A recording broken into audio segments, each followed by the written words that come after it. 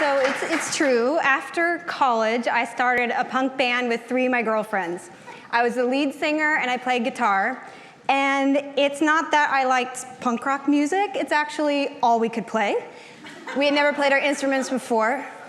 But the beauty of punk rock music is that you don't have to have much skill. You just have to have something to say and the courage to get up in front of an audience and scream it at them. And I know probably my dad was thinking, whoa, this is a detour from where I was hoping things would go. But, really it was just the beginning, because at 22 years old, I was negotiating contracts. My band went out on the road for a national tour. I did all the marketing and the PR. I managed our very, very tight budget. And I got comfortable being in front of a crowd and leading an audience. And like in business, I got really comfortable negotiating sexism. After 2 years of that, I was pretty sure I'd just earned an MBA on the road. And I also knew that I had the grit and skills to run any business. And I got comfortable and confident knowing that I could rock anything in high heels. Anything. Well, fast forward to 2008, and I had been working as a realtor, and most of my clients were folks that I'd met along the way through music or my life as an artist. That year was the year that I thought about taking out an ad in the Willamette Week that just advertised, I know basements, because all of my clients were either drummers or weed growers or both. And I had this debatably legal niche market, and I was killing it. And I don't look like your made-for-TV realtor, and my clients certainly don't look like the glossy, white, straight couple on the Coldwell Banker little brochure, right? This is not them. I actually don't know any of them, but they kept marketing it. And so, as an artist and as a musician, I was like, this is so cool. No one in my industry gets it but me, that none of us look like this.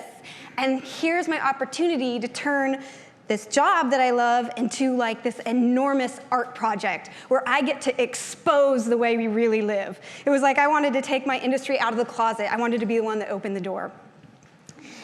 But by the time that I had gotten plans put together to go out on my own, it was now 2009, and the whole housing market, as you know, and your bank accounts, collapsed. Not only was it horrible timing to start a real estate company, I had also given birth to my second daughter, and I had 2 babies under 17 months old. I'm the sole income provider for my family, and there was no money and no support for me to go out and do this art project of a passion and start Living Room Realty.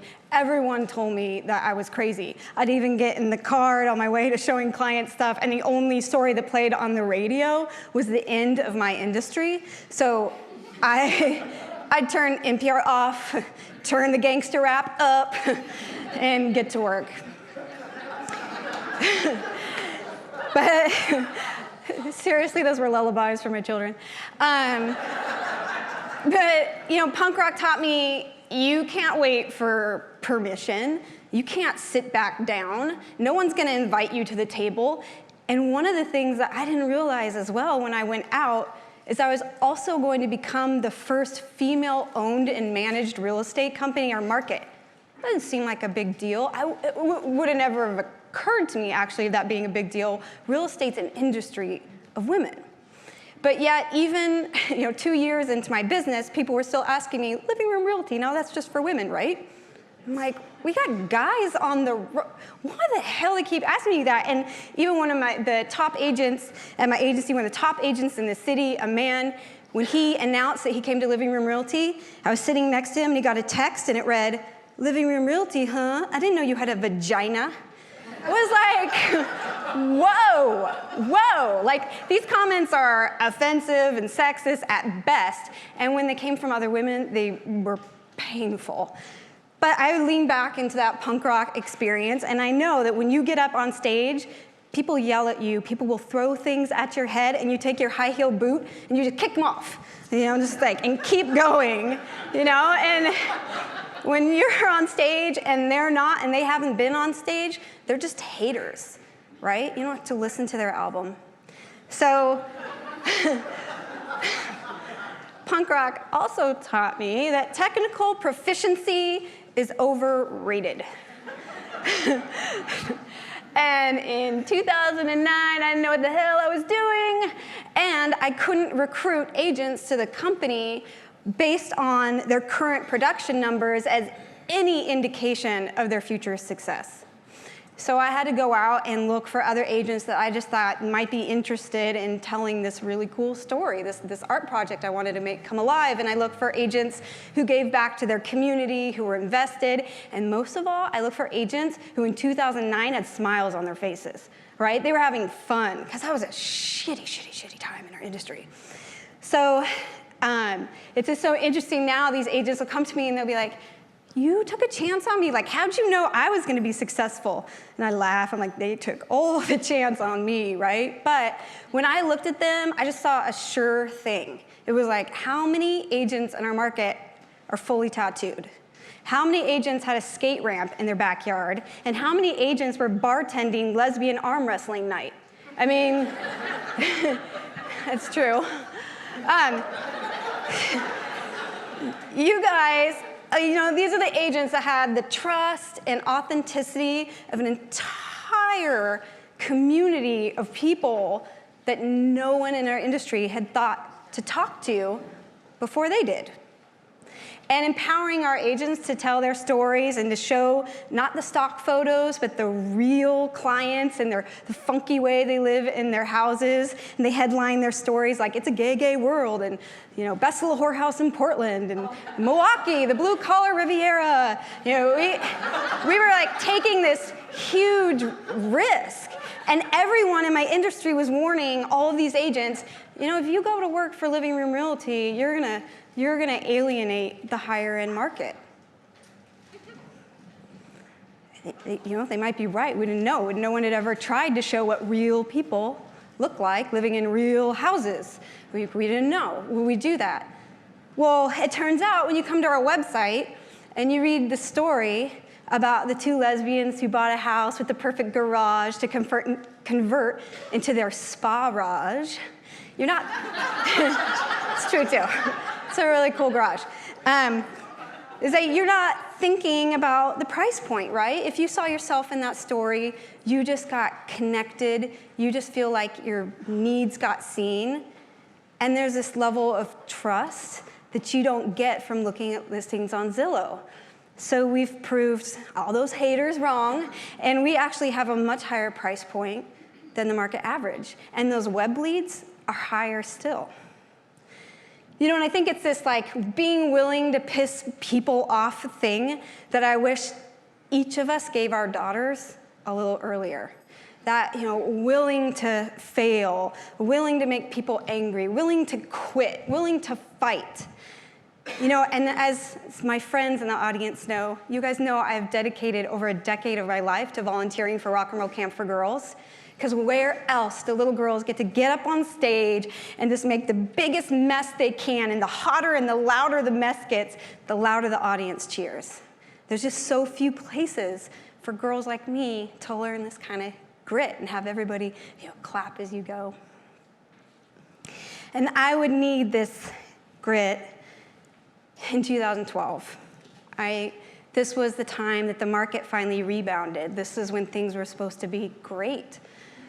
And for us, up to that point, our business had doubled year after year, and I started feeling pretty confident, and the agents that were in my office started feeling really great and really confident. Actually, they got so confident, they decided they'd like to go out on their own. In that year, I had to sit back and watch as my company birthed 4 individual startups. I was supposed to be proud, I develop leaders. No, it was like, oh God, you're all leaving. I am so proud. We hire leaders who find joy through service. You know, it's like, fuck that. I was so, sorry. I was so pissed. I was so devastated. They all went out, close competitors. And not only that, I had to weather, it's a small industry, and there was a lot of talk about, well, you know, she flew too close to the sun, and I don't know, you know. Like, and, you know, and my competitors were like, well, don't go over to living room. They're having some serious financial trouble, you know, and it was just like, shit. And it was true. I mean, revenues had plummeted, and I felt so alone and so scared. I had no idea what I was doing. But I joke, you know, that was the year I teabagged my business. I literally, to survive, had to get lean and mean in a way I had never had before. And I had to know the expense of everything, down to the tea bag, to survive. I became a much, much better business person. But on top of this, like, this wasn't bad enough, I'd also made the largest business mistake I'd ever have in my life. I had hired 2 top producers earlier in that year that were not good values fits. They were not joyful, they were not having fun, and they were hating on me hard. But I hesitated. I didn't fire them because of the losses that we had encountered, and I waited too long until I had the moment my dad said, I figured out, wait, it's me or them, but I own the business, so it's got to be you. Sorry. That was like my dad's a 6th grade teacher. I was just like, oh, you do know a lot about business. Very, very wise. Should have came to you much earlier. Shit. And at the time, you know, I got up the grit finally to hire them. I had to come in to work on Monday, and they had poisoned other people. I had to fire 6 people in a single day. There goes 10% of my revenue that I desperately needed. I call an emergency meeting in the office. I bring everyone together, and I figure that now they're going to throw me out. I had no idea what's going to happen. I thought that I was just nailing the final nail in my coffin. I didn't know how I could face these people and tell them we were going to be okay. And I came to that meeting, let them know what I did, and you know what, a few other people left. They left with them, but most of all, what I remember is just relief. So I was imploding my company, and you know, thought it was all over. Other people left, and then the craziest thing happened. This is that I will forever be humbled by. The remaining brokers, they started getting up and telling stories of how I was the kind of leader that led through joy, and that I was the kind of person who cared more about our company culture than the bottom line, and that's why they were here. That's why they wanted to work for me. That's why they came in the beginning. Now I was being the person that they believed in. Still get goosebumps.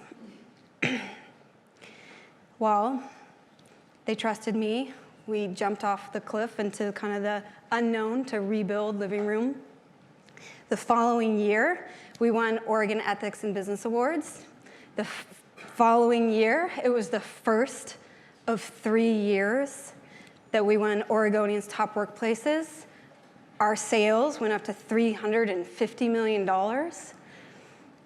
And we were 10 times as profitable as any other year I'd ever seen. Pretty awesome. Thank you.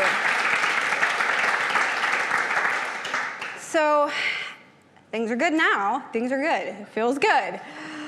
And the grit that I need now, I feel like we talk a lot about shining the diamond. Like, we built the pyramid, and the kind of grit that you need for that stuff's hard and coarse, and that's what I'm good at. I'm a nasty little punk rocker.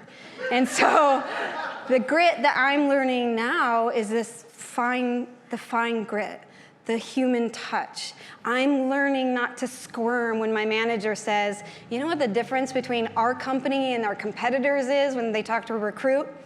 Love. And I'm like, ah! Like, I want to hide behind our success and our numbers and the awards. But it's true. My people have liberated me to now be a leader who can lead through joy. And when I'm real and authentic, I'm at my best, and my company is at our best. I used to end every punk show. Thank God I'm not wearing what I'd be wearing by then, but I used to end every punk show and just be like, I want to thank you all for participating in my rock and roll fantasy. Yeah.